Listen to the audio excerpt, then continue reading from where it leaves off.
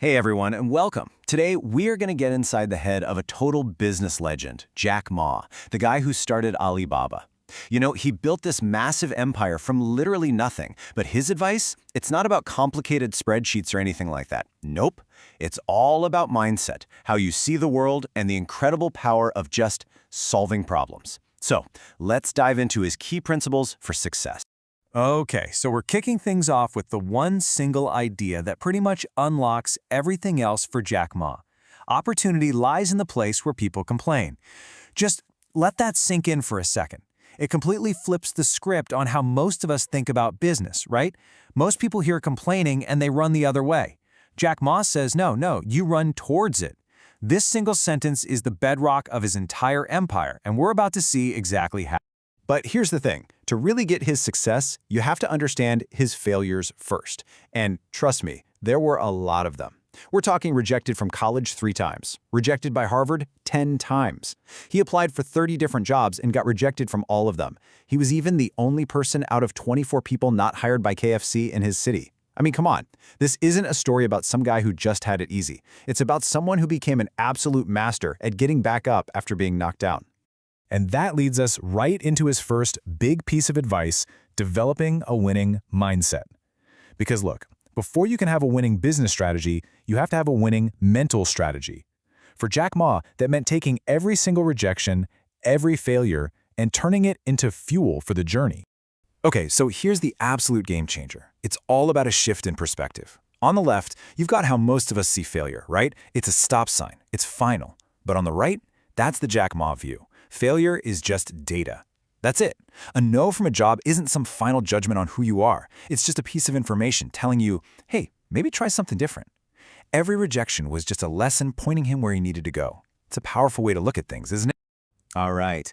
So you've got this bulletproof mindset. Now what? Well, now you can start using his second big idea, spotting the opportunities that are hidden in plain sight. And this takes us right back to that opening quote about complaints. Matt literally created a method for turning other people's frustrations into a fortune. And his process? It's actually, shockingly simple. Step 1, just listen to what people are complaining about. Back in the day, he heard businesses in China complaining all the time about how hard it was to sell their stuff to the rest of the world. Step 2, figure out the real core problem. In this case, it was a lack of access to a global market.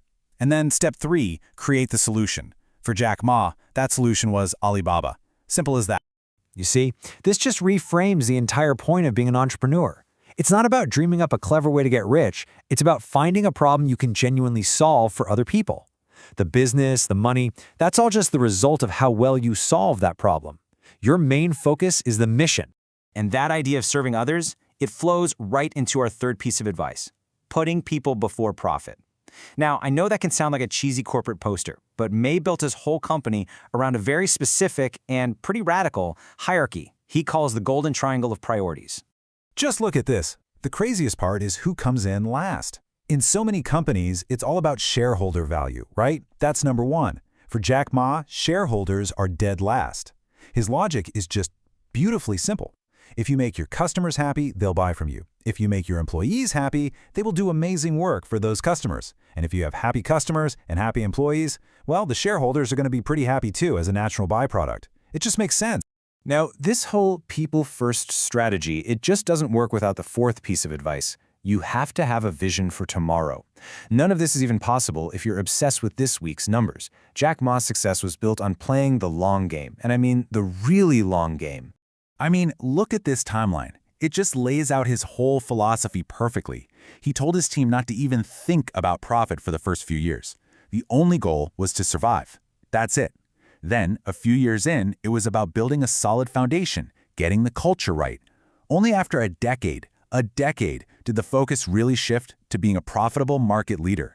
That takes an unbelievable amount of patience and belief in your vision. And this quote, wow, it just captures that entire struggle. It's so honest about what it's really like. Today is hard, tomorrow will be worse, but the day after tomorrow will be sunshine. That's real talk right there. It's not easy. In fact, it gets harder before it gets better. But if you can just hang on, if you can endure, that sunshine, that success, it's waiting for you. So, it all comes down to this. Jack Ma's story, his advice, it's not just something to admire. It's a call to action. He built one of the world's biggest companies by listening to complaints and solving problems with a tough mindset and a long-term vision.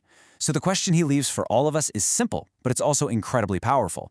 What complaint are you going to listen to? What problem will you solve?